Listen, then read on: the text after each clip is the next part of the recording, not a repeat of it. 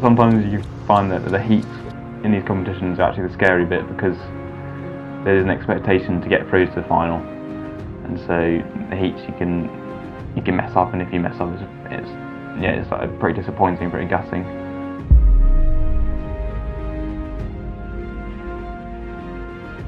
Sam Charig of Great Britain now moving up round the outside. The bell goes, it's up for grabs. Everybody in the field is in contention for this gold medal. On your marks.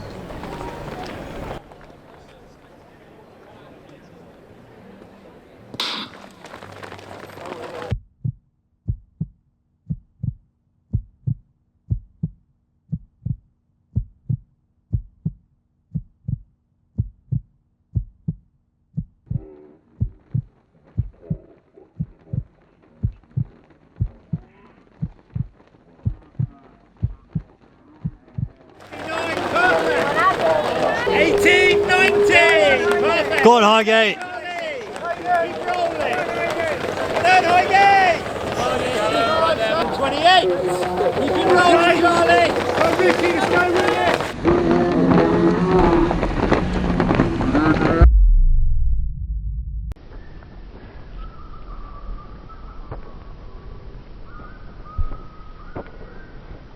it! So I first decided to film Highgate Harriers because they're one of the biggest local running clubs in London. They take part in the Metropolitan League, which is comprised of basically all the other London running clubs. Okay, so the session which you could all do is one group, total of 15 500s, split into 3 groups of 5. The thing about this running scene is that I wanted to highlight the clubs that were doing the best in London and film their athletes and talk to their coaches about how this would happen. With an active recovery of 100 metres. So 5k pace for all the reps, set reps 5, 10 and 15, the last one. But I think with a bit of extra effort you should be able to find about 4 seconds extra for those reps, as long as you're holding back just enough on the first 4 reps of each set. And after each set of 5, 2 minutes jog recovery. On Tuesday I went down to Highgate and filmed David Chalfin and his team of runners, and where he was coaching them for some upcoming races that they have planned this summer season. Go. Across London there's plenty of track races that a lot of athletes get involved in.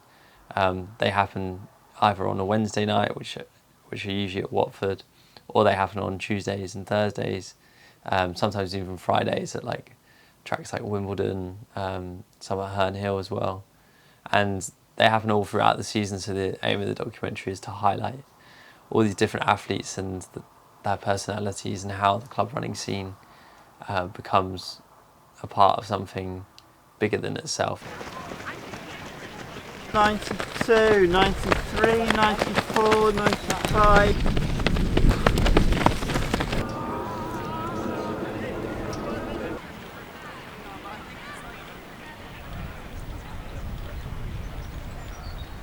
There's the newer post-COVID club runners.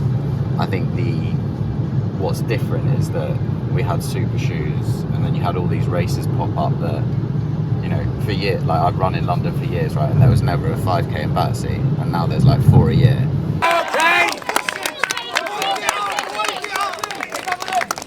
And everyone wants to run quick at Battersea, or, you know, I'm guilty of it. I go to Berlin,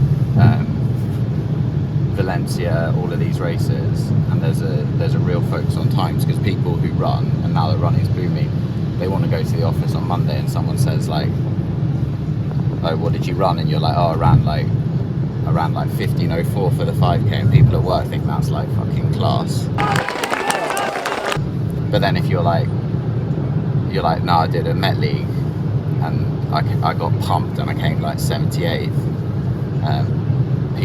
The first thing people always say is out of how many, and they say how far was it, and it's like, well, I can tell you that most of the good runners north of the Thames were at that race, and secondly, I don't know how far it was because it was a cross country race and it doesn't matter, and it's pure racing. The newer people to club running, I think, have not engaged in the same way, and that's why I think you see a lot of people who now use clubs as, I guess, vehicles to do races. You know, because if you want to do the London Marathon, champ start, you need to run in a club vest or whatever.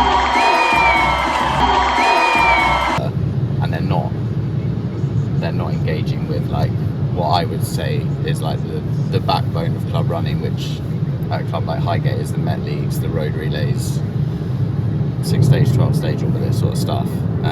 Go on, Rob! Let's go, let's go, let's go! Yes! When you look at it, club running, I think maybe on the outside looks quite successful if you compare, you know, times from 10 years ago. Like I'm getting better, but I'm coming lower down in races because times are just, there's more participation, but it's like, how do you then actually, there's a question over whether the club is actually healthy, and you need to have a good core of bodies who are involved in those core races. And you know, at Highgate, the Met League last year, like we struggled to get bodies out to win that, and we had to, you know, I had to go into like full bully mode to get people to the start lines a few times, and we didn't used to have to do that, and yet now we're more successful, but we are having to sort of coerce people to start lines a bit more. Maybe that's... So after filming the Highgate Harrier session, I was speaking to some of the athletes afterwards, and they were talking about my housemate, which was the weirdest thing ever, to have people being like, oh, you live with Sam Charig, we've seen him race, or they've raced against him.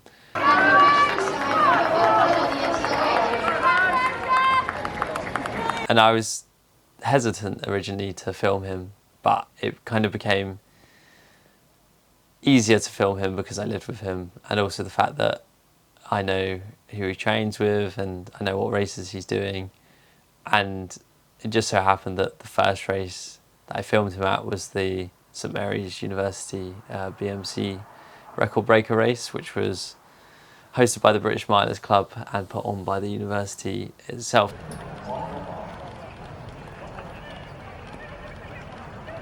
And going into the race, I thought Sam was definitely a contender to get a win. He had been running some really good races in Europe. Go on, Jeremy! Go on, Sam. Let's go, Sam! Let's go, Sam! Get on it, Sam!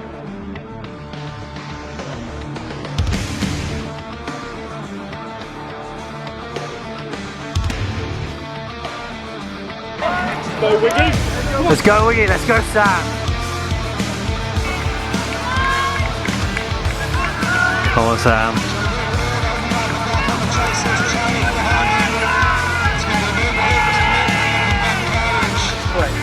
That's so quick.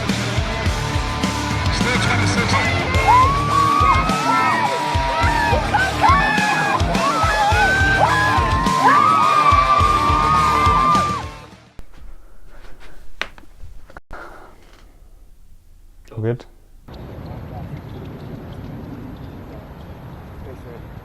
I'm Sam Charig.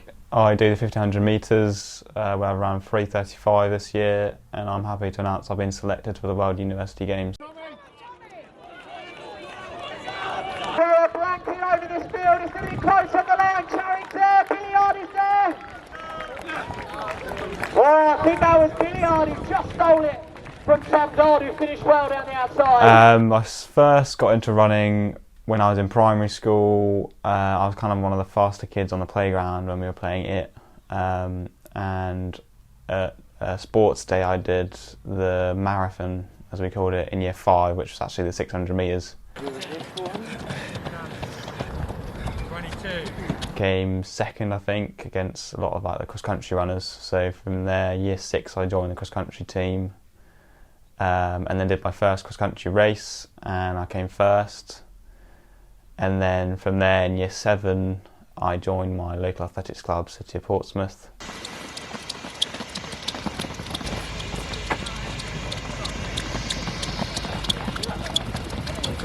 The club seemed to really help me because there's so many coaches out there who kind of, they do it for the love of the sport. Right, let's get this group going.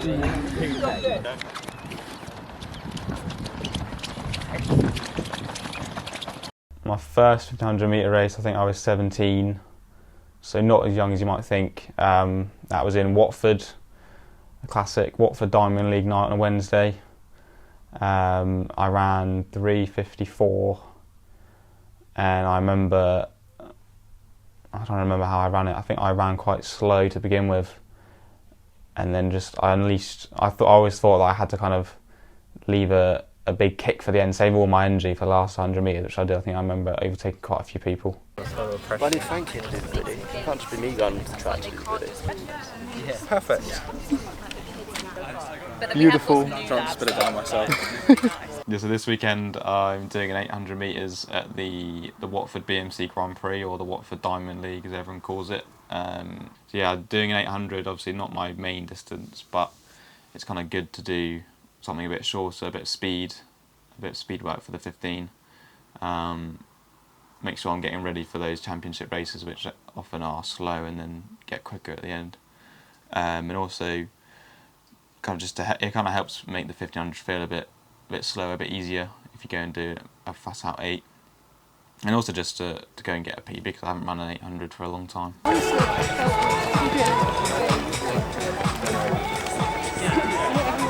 That is Trout.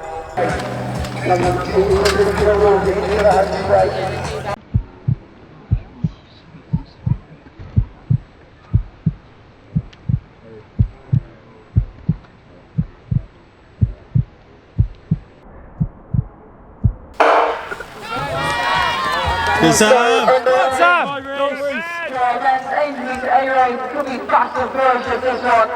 By the 1:35.1, the Watford record. Richard Hill back in 2006. Gardner sat behind him. Ralph Jones, the under-20 from Paul happily sat in third. And now, really straight away as the pacemaker drops out. So over the line, between him and the top 3 Charmander dragging those top 4 away.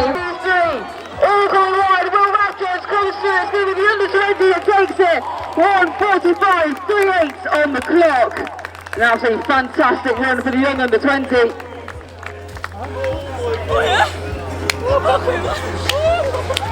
Jonas's previous mark, that was set last year of 1:46.75.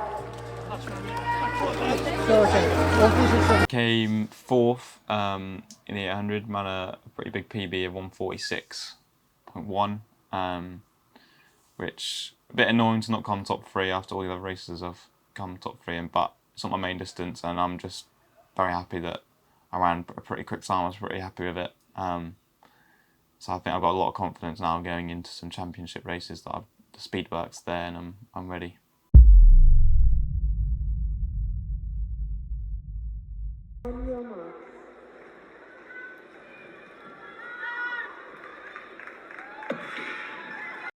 So going into the heats, I remember when the start lists first came out, I was a bit scared, because when I looked at results from the last World Junior Games 2 years ago, I think the field was kind of slightly weaker than this year, so I was a bit shocked when I saw how good the depth was in this competition this year. Kazakhstan's Maxim Frolovsky. Not expected to necessarily go through. Inside him is Sam Charig, his first major championships, who is certainly getting into the upper echelons of the event with a 3:35 personal best.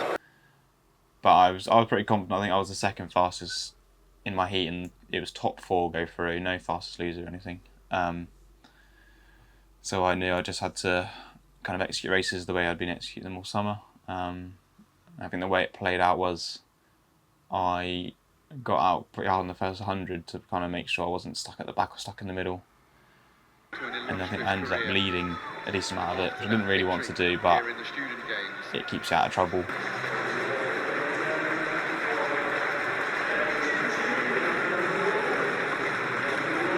The man up front, though, it looks as though the British athlete Charig has now moved in front. The 23-year-old who set his personal best in Poznan very recently, his last run at the beginning of July. He's gone into third place. Domingo into fourth. Honda looks like he's drifting backwards, but it's going to be the Portuguese, Domingo, who leads Charig across the line. The two we expected to be up front. I came second in the end in the heat. The pretty good Portuguese guy came around me the last 200, but I didn't really panic. I just kind of made sure I didn't let him get away, and then I was safety free. It's final. How did you feel to get through to that final? Yeah, I was pretty happy. More relieved. I think sometimes you find that the heats in these competitions are actually the scary bit, because there's an expectation to get through to the final, and so the heats you can mess up, and if you mess up, it's like pretty disappointing, pretty gutting. So sometimes I find there's a bit more pressure on there. So I was pretty happy to get through, and then I felt pretty confident just the way I executed the race as well, the way I felt in the last 100 metres. I was feeling pretty confident for the final. Here we go. The 1500 metres. I thought I get pressure before any race, to be honest, and maybe it wasn't necessarily more than normal, but I kind of just deal with it. The fact that I've done this loads of times before, I've felt pressure before most races, so I know I can do it. I do like one little sprint just before they get you on the start line. I just remember that felt awful, but I always feel awful in my warm-up for races. And then got on the start line and was just in the zone. I remember I was on the start line. I think I was second from the middle, from the start, from lane 1. So it's always a difficult position to be in, because if you go out, you're most likely going to get boxed, which is actually what happened. I think I was basically bang in the middle of the pack for the majority of the race. But you just have to not panic, because you know the gaps will open up, and that's just what I was keeping my eye on the whole race. I was just waiting for a gap to appear so I could get out, to make sure I was in a good position to strike at the end. And it was very slow, which is a bit dangerous, because you can get a bit cagey, you can get pushy. But I just did my best to stay on my feet and wait for that gap to come.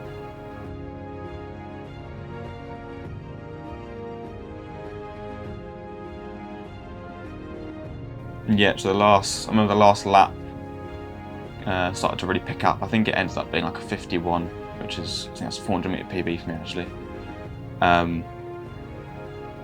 And I remember I think it was 600 to go. I'd managed to find a gap, get out, and I was just sat on the shoulder. I think the winner, 300 to go, Polish guy came past me. I think I just tried to make sure I started to stay with him. Because they're approaching the bell, they can't afford anymore not to keep going. Here they come, they're out in lane 4 now, the Spaniard. The bell goes, it's up for grabs. Everybody in the field is in contention for this gold medal. I came around the outside of lane 1 for about 120 to go. But it's Pereira in the right place. Le Gris de la Salle, though, has run it from the front. And then I think I was in 4th at that point, and I just absolutely sent it, just gave it everything I could. Here comes Atrosky. Atrosky's going to come past, and Atrosky's going to take gold for Poland. Le Gris de la Salle takes silver, and it's the great British athlete Sam Charig who comes through to take the bronze. It's a bit weird when you're pretty certain you can do something, and you do it. It's a bit like, it wasn't like I was viewing it as, rather than being an aim, I was viewing it as like, I can do it. So when I did it, it was a bit like, oh yeah, I did it, rather than, but when you have a target and you achieve it, then you're a lot happier. So I was a bit like, oh, wow, I did it. I was maybe a bit surprised, because there were some very quick guys in there. People would run like their PBs were a few seconds faster than mine. But yeah, I think I also just felt a lot of confidence after that. I could push on and make more performances like that and beat some more really good people. This is going to be dramatic. Here they go. The charge of the Light Brigade coming in the straight for our final places on the podium. And Tokyo selection, Charig leading. Going into British Champs, I was feeling pretty confident again. I know I'd beaten some pretty good people at World Junior Games, but then then again, the field for British Champs is very strong, and I think the depth in 1500 metre running at the moment is the strongest it's ever been. So I knew that even getting through the heats is not going to be easy. I didn't think there was really a chance of getting a medal until I'd seen that Jake Whiteman had pulled out with injury. So that left Neil Gawley and Elliot Giles as probably the top two. And then after that, there was a lot of people around like the 334 to 337, 38 range. I thought was a chance that I could try and sneak in that medal, that third place medal. But here we go, 13 athletes in this first heat, and we'll get through the names for you. But let's just tell you very, very quickly: Joseph Tuffin, Callum Elston, Rowan Meal-Ingram, Jack Patton, Isaac Rothwell, Ted Higgins, Kane Elliott, Arlo Ludwig, Cameron Ross-Boyack, Joel Doy. So our heat was very slow, which, I mean, we could have gone out harder and made it easier for more people to qualify for my heat, but no one wanted to take it out. So I ended up being at the front, which I don't always mean to do, but it's something that's a good thing to do to stay out of trouble. So I got to the front, and then I think in the last lap I let some people come around me, which was not the best move because I got stuck again, kind of like in World Uni Games final. But luckily, I think it was 150 to go, a gap did open up. All go through by right, and they all know this is very slow. They all know they're in trouble if they don't get in the first four. Boyack hits from the front. Giles glancing around, looking smooth. Coming through really impressively into second place and looking very, very strong indeed, and easing across at the line is Charig. As people start going quicker, like the field gets more strung out, so gaps will appear. So I just took that chance to come round people's shoulder, and I just kicked home the last 100. And I felt pretty good, to be honest. I eased up with about 50 to go because I knew that me and Elliot were clear. So that gave me a lot of confidence going into the final.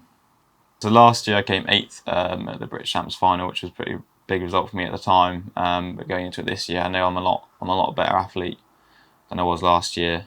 So I think I really needed to improve upon that, and yeah, try and get a medal if I could. Third Charig last week at the World University Games over this distance. Is that still in his legs?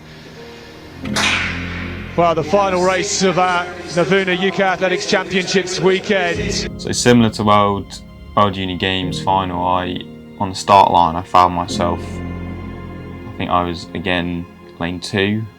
So again, it's a difficult one to deal with. You've got to get out hard but try not to get boxed in. So I got out hard and maybe a bit too hard because I ended up right at the front, which is not where I necessarily wanted to be at the time, but as I mentioned before, it's not a bad place to be. You can stay out of trouble, and it ended up being a pretty slow race again, so being at the front wasn't necessarily a bad thing, although you take in the wind a lot. Doesn't really matter if you're going, I think we were going probably around our 5k pace, to be honest, at the start, so it felt pretty comfortable at the start. They go through 300 there in about 45.5. It's not quick, on the slow side, in fact, as Elliot Giles in third place there takes up what I think is the perfect position. Yeah, so to have like Elliot and Neil Gawley on my shoulder was pretty scary for me. I could see Elliot, I think the whole race basically, I think he was on my shoulder the whole time. But I was pretty scared, I was just waiting for them to come past me at some point, to be honest. So well placed, we know he's got that 800 metre speed. What can he do here? Where is Gawley as well? Scottish athlete starting to surge around the outside. Can Charig hold on all the way to the finish? Here comes Giles. Gawley surging as well. Elliot Giles on home soil in Birmingham. Is Gawley going to get there? Giles surging to the outside. Gawley gets it. Giles in second. Well, what a run from him. He led the entire race into the last 200 metres. He was still there giving it everything. It would have been the fairy tale of fairy tales had he taken the title. He held on to take the bronze. It was a great run from Charig. National bronze medalist now in the 1500 after the bronze in the World Unis. What have you got to say for yourself, mate? I don't know. I was not expecting that, especially the way it went. But yeah, I keep getting those top threes. I think that's the top 3 for every 1500 done for the last year now, so it's going well. I knew medalist was a possibility. I think I was the 6th fastest going into the final, so I thought I knew if I had a good run I kept running the way I've been running recently, and I thought bronze was definitely a chance, and that's what I got. So yeah, really happy with that. Yeah, and a lot of you crossed the line at a very close time. Did you realise you had got the bronze medal? I thought I had, but then I realised as I crossed the line, I saw Keane just sneak up, and I was panicking, looking at the screen. I was pretty sure I had it, but it was actually a bit closer than what I expected. I think it was like 100th a second in it.